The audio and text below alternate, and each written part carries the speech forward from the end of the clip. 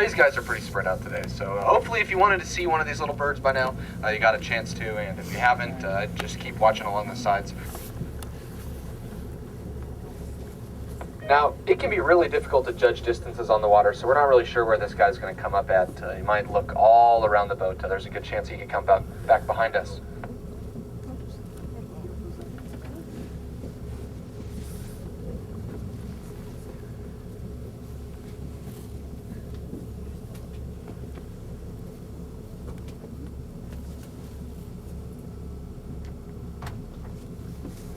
Quietest everyone's been so far this trip.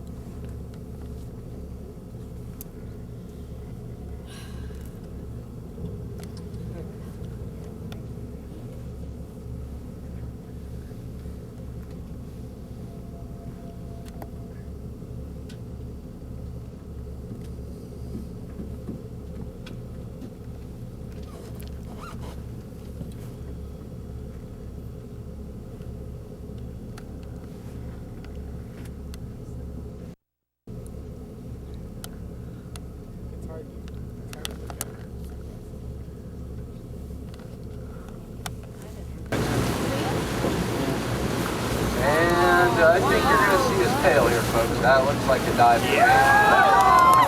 So, well, he wasn't really down for all that long. We're going to head up here where he last went down and maybe see which way he's going and try to get another look at him here. We got, at least about 20 more minutes to spend with this guy. He's coming up pretty regular.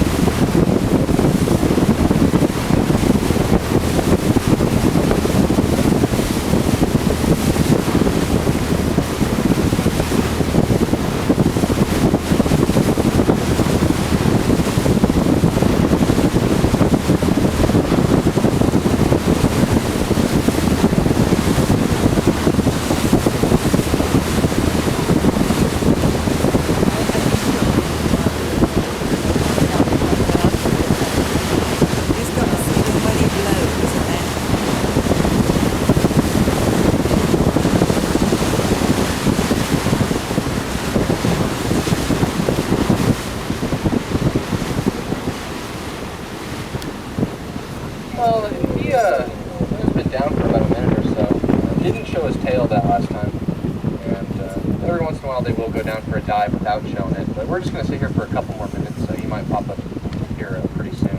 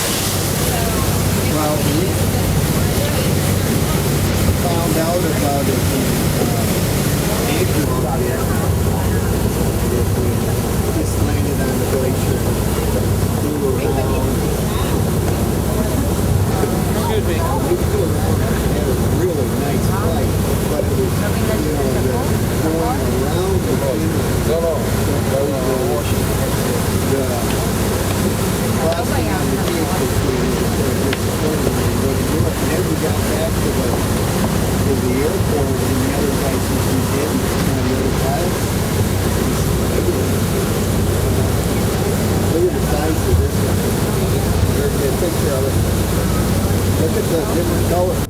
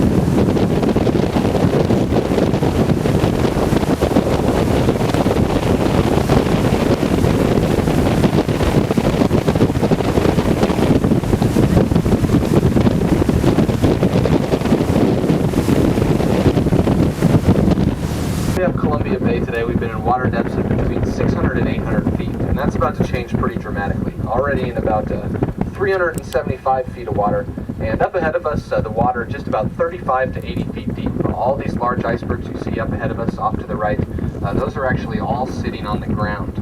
And this is where Columbia Glacier used to sit. If you'd come here in 1982, you'd be looking straight up at a 400-foot tall wall of ice that stretched the 4 miles from our left to our right.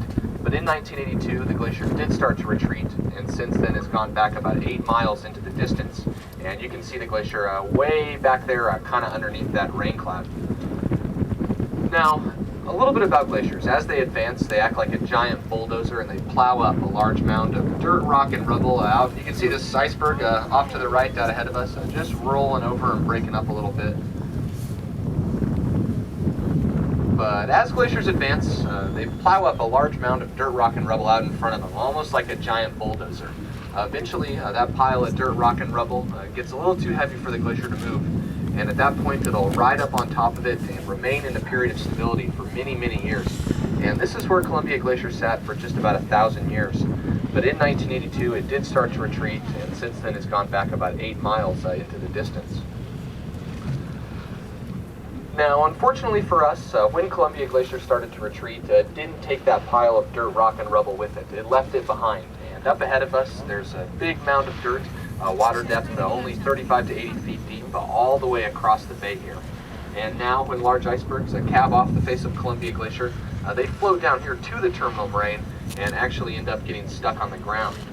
Now today, what we're seeing is a little different, simply because usually from the moraine all the way up to the face of the glacier, there's about 25 square miles of floating compacted icebergs. The whole area literally jammed up with ice. But you can see quite a bit of open water back there behind it today. Now, most of the icebergs back there behind the terminal moraine are actually floating. The water there pretty deep, just about 600 to 1,500 feet deep, all the way from the moraine up to the glacier's face. But because all these large icebergs sit out here on the terminal moraine, this is typically as far as we've been able to go since 1982. You can see a little hole there off to the left, and every once in a while there'll be enough holes for us to squeak through and travel up there a little closer to the glacier's face. And well, I'm not sure if we're going to make it there today. We kind of have to cruise on down the other end of the terminal moraine, but at this time looks like there might not be enough holes for us to go any further north. When we head up into the forebay there, we kind of got to temper our enthusiasm with a little caution. Things around here move pretty fast, and it's possible for those holes to clog up while you're up there and then not have any way to get back out into Columbia Bay here. And I can assure you that none of you want that to happen today. It'd be a pretty unpleasant trip for you guys if something like that were to occur. But we're going to cruise along some of these bigger icebergs for a while, and then talk a little bit more about the glacier once we get further over here to the east and you can see the glacier's face a little better.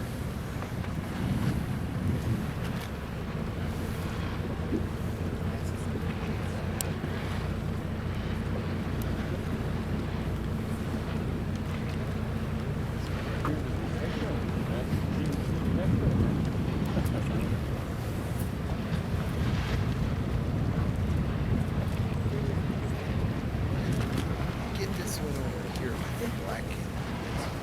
Right up. I did. really melts the ice much faster than the air. Water has just about the highest heat of anything around. And with that much ice exposed to the seawater, it melts it pretty quick. And just to give you an idea of what 1,300 feet looks like, there's some green hills there off to the left, a little bit back behind us.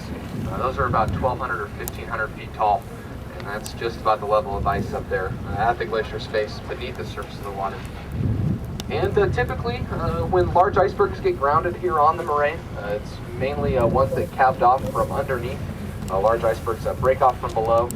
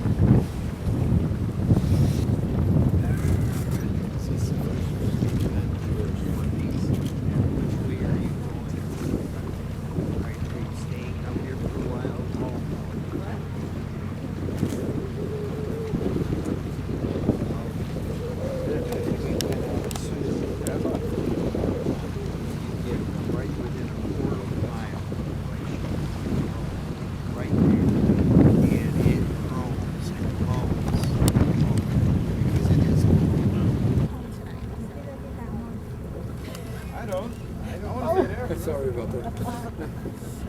That's all right.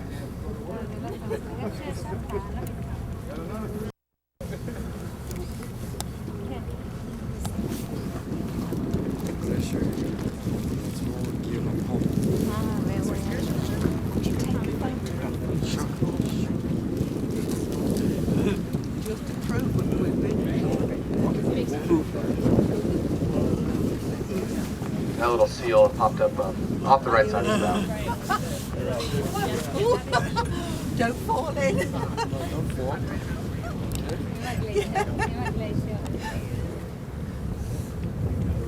Sometimes these birds will stay up on the moraine for a couple weeks or so, the larger ones.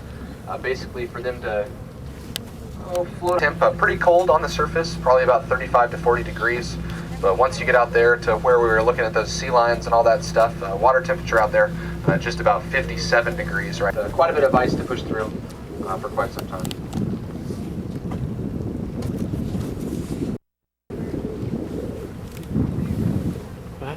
Birdie.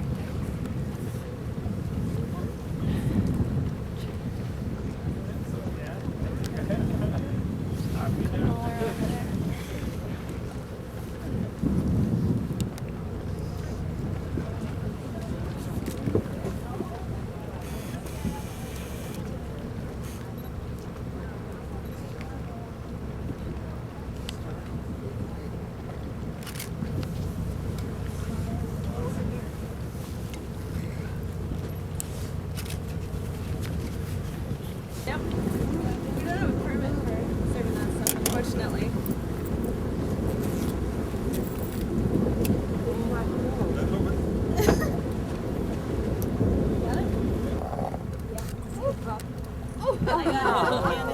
They can be a little skittish up on the ice like that. Not unusual to see them duck off into the water once we start to slow down. Oh, you can see them swimming there along now though.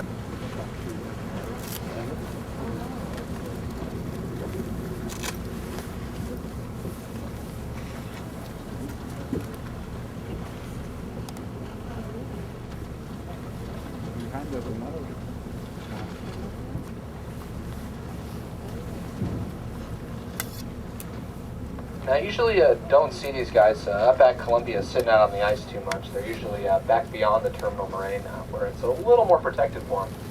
And I was a little surprised when I heard people talking about the seals they were seeing, so I didn't really see them. They get busy driving through the ice and you tend not to focus on too much else. But we'll get turned here and I'll probably put them off the right-hand side now once we work over there.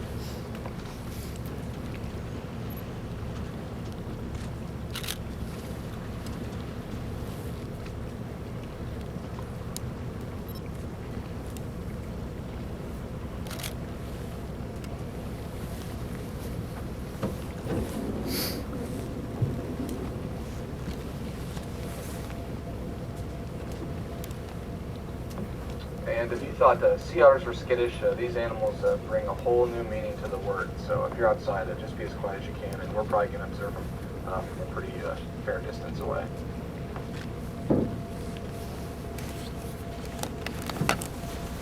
I saw this big jet of water shooting up into the air.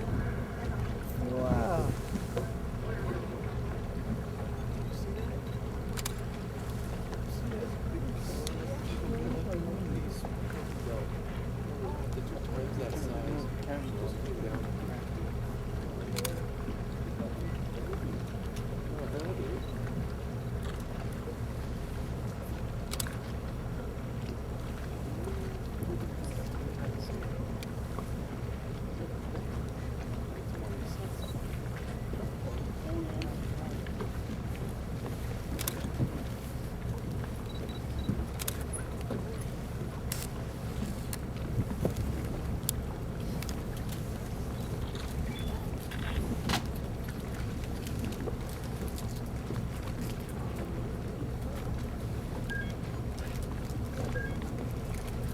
You can see another iceberg in the distance there off to the right. Has quite a few of these animals on it as well. And these guys are, well, kind of closely related to those sea lions, but quite a bit smaller, just about 4 to 5 feet in length, weigh about 200 pounds. And we're probably going to sit here for another 30 seconds or so and then turn to leave.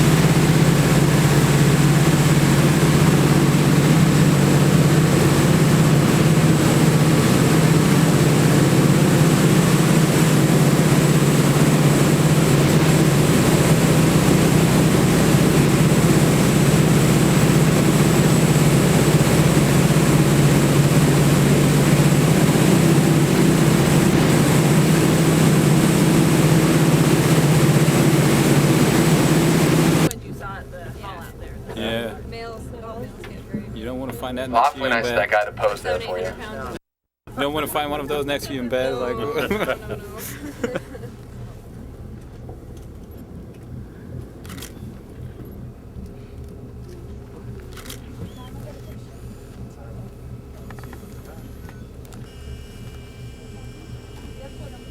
Gulf Suckerbine. Yeah.